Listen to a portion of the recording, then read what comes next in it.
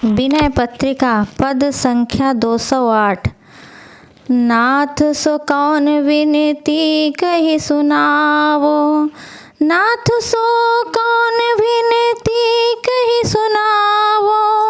त्रिविध विधि अमित अवलोकियग आपने, शरण सन्मुख होत सकुच सिर नावो।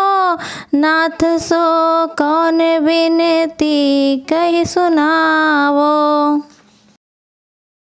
हे प्रभु, आपको मैं किस तरह विनती कहकर सुनाऊं। 3 तरह के मन, वचन और कर्म से उत्पन्न अपरिमित प्रकारों से किए जाने वाले अपने पापों की ओर देखकर जब मैं आपके शरण में सम्मुख आना चाहता हूँ, तब संकोच के मारे सिर नीचा हो जाता है। विरचि हरि भगत को वेश्वर टाटिका, कपट दल हरति पल्लवनि छावो। नाम लगी लाई लाल सा ललित वचन कही, व्याध जो विषय विहंगनि बुझावो, विहंगनि बझावो। नाथ सो कौन विनती कही सुनावो।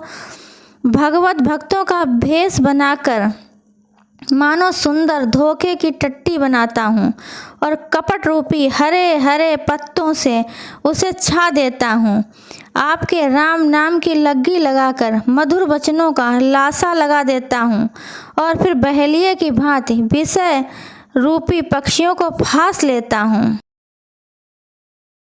लोगों की दृष्टि में तिलक, माला, कंठी, राम नाम के गुणगान करने वाला और मधुर वाणी बोलने वाला महात्मा भक्त बना फिरता हूँ, परंतु मन ही मन विषयों का चिंतन करता हुआ उन्हीं की ताक में लगा रहता हूँ।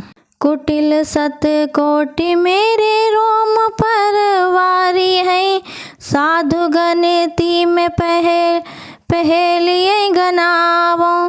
परम पर बर खर्ब गर्भ पर्वत चढ़्यो, अज्ञ सर्वज्ञ जन मनि जनावो।